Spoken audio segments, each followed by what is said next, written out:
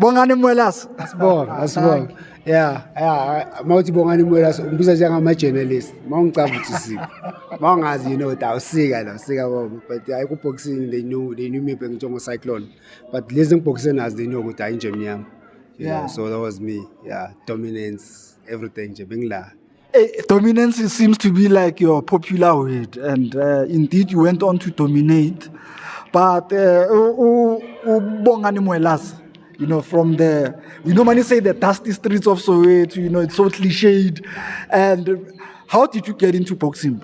Oh, the shocking thing is I didn't get into boxing, but boxing found me. So it's the nicest thing about it. When you want a girl and then the girl just finds you. Yeah, that's how it was.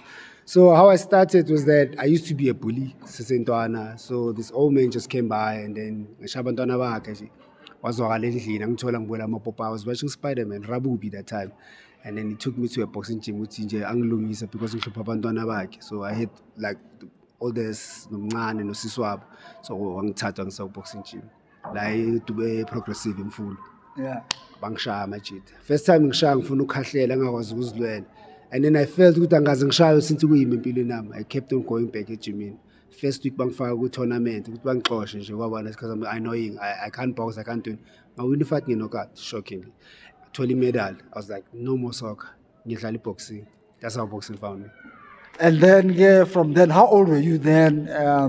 Perhaps even if you can remember your first amateur. I was 10. You were 10? Yeah, I was 10 years old. 10 years old? Yeah, I've been dating boxing my whole life. This is the only thing I know better than anything in clubbing. Is it? Yeah, boxing is me. It's one of those things. It's like school. It's like something that is drilled into my mind that this is what I know better than anything in clubbing. So I can do anything, yes, but what I know who I am, what explains me about doing, what displays me amongst people is that I'm a boxer, by bad, by right. And then who inspired you? We know you started roughly from the ground, but I mean as you grow up, everyone has that one iconic figure or athlete that you normally look at and watch to say, okay, I can learn something from this guy. Who could have been there? Yo, my G, the most stupidest thing. I always said, Mangwele boxing, I'm like, I'm shy. There was nobody better than me. I was always had this thing, I'm shy. I'm shy. I've always had this thing. I didn't have anybody that would inspire me for who I am. I've always been me. I've always looked up to me. I always wanted to be better than my last fight. I've never had a role model. I don't want to lie. And then your first fight, if you can remember it, how was it?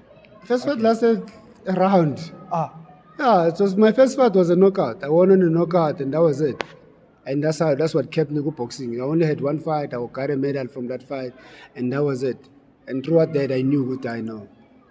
I am here to dominate. I know that you're one of the few, if not the only one who has a Commonwealth title. Take us through that. I mean, how old were you? When was it? That journey was crazy because what happened is that a year before you get championships.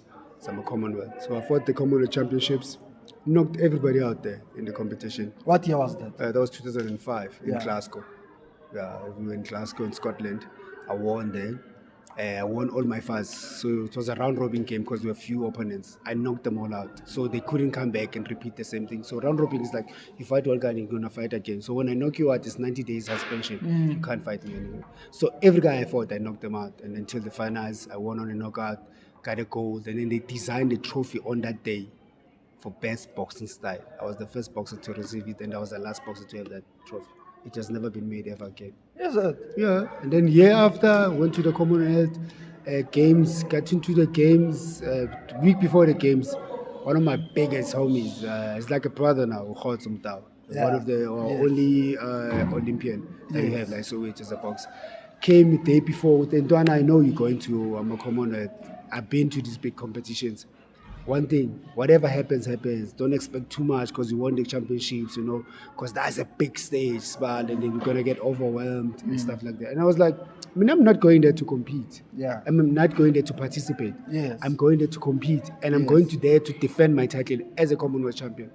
And I went there and I did exactly that. And I became the first gold medalist for the country. And At the Olympics? no, the Commonwealth Games. Sorry, at the Commonwealth Yeah, I Games. was the first Commonwealth gold medalist. I was the first gold medalist for the Commonwealth.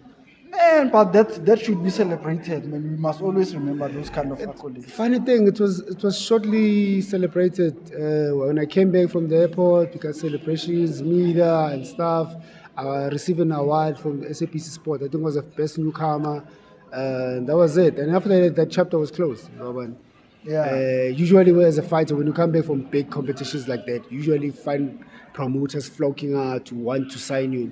There was none for me, and that's one thing that made me realize that certain things are not for black people. So we just have to break barriers and make things for ourselves. And I turned pro immediately. Didn't have a promoter. No guy wanted to fight me. And then in that year, I joined the baby champs championships, and then I won those two, so that to keep myself active to fight, because nobody wanted to fight me. And then I won every fight. I knocked every guy out there, and then I got in my 7th fight. I fought there for national title and WBC with Lucky Dominated my king from the first round when the bell rang 2007. People will remember this day. It was one of the biggest iconic fights you can think of this country ever had, that I made of.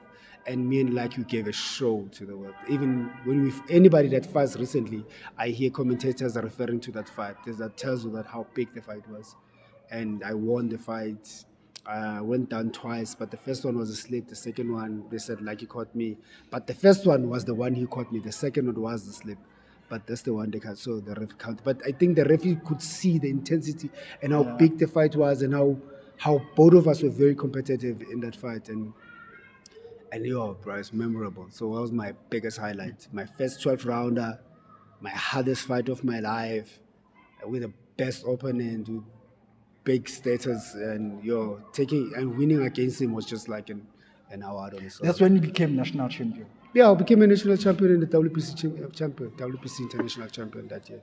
Oh, and then you went on to defend the titles. I was supposed to defend the title, and then promoters, Branko Milokovic wanted me to fight some guy by force. And I'm like, no, but this time it's the first defense. I can choose who I want to fight. Yeah. And I can choose who I want to defend to. Why do you want to move me to another country? Why don't you move this guy to this country so that he can fight me in my country instead of me flying to his country? Because obviously once I fly to my country, I know the odds are against me.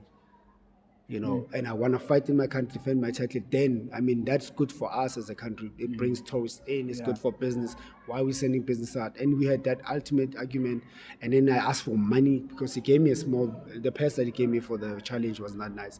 So I asked for money that I required then, and he couldn't cover that up. He came up with stories telling me, no, defend this title. I was like, I've heard this story too many times, and I've seen a lot of black boxes being used through these words, and I don't want to be part of that. But how many times did you defend? I didn't defend the title. I won it, didn't defend it. And then I moved to WBF when Blakey came in. Howard Holberg was the promoter, I think president for WBF Africa. Then I fought WBF, I won it by knockout, defended it a couple of times, I think about 4 times. And then I went to junior middle, fought it, won it. The title didn't defend the junior middle division. So like Lewele still remains the only boxer who gave you a tough time. Yeah, is there anybody else? No. It was Were you ever knocked? Knocked out? No, I've never been knocked out. Yes. I don't have a class job. I knock people out. That's my job. Okay, you just lost maybe by points. I'll lose on points. I've never been knocked in my life. Never been knocked? I've been on the canvas. Been caught with a punch, laid on the ground, came back, knocked the guy out. But I've never been KO'd. Is it? Never. It's That's impossible. rare. I'm a dog, my king. They were calling me black dog for no reason. They were calling me black dog for a reason because they knew if you set me free, my guy, you engage. It's like that movie Unleash, Jet Li. Yeah. Once you get me loose, my king, I'm on you. But did you like the name Cyclone? No, the Cyclone was a name that was given by a journalist, and what's his name? I forgot his name, Joe. Yeah. Okay, it happens. I think Punch Drunk.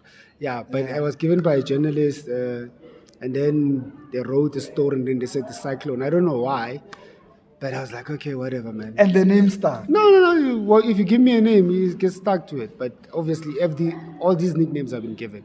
Black Dog I was given, Ninja Miyama was given. Which one you like? But I still prefer my Black Dog because Yeah. I knew they reversed the dog in the air and then it was a black god. Yes. You know, so when you reverse dog into a god, I mean, you know, it happens. You know, so I was a god in the ring. So how long did you last? Like I your career? had 16 fights, 2 losses, and 12 knockouts and 2 wins by points. And I retired not because I wanted to, but because I could see how boxing was not favorable to us. Coming into that now. Currently, what's your message to boxing right now? Boxers, sponsors, promoters? I think they should look after boxers and pay boxers better. I mean, we all come to the sport broke from poor backgrounds, and we want to make it here to have better lives. And if you're gonna pay me 5,000 rand for a fight, you're really insulting me. I am entertaining you and bringing your promotion name up, and you at the same time insulting me with your passes.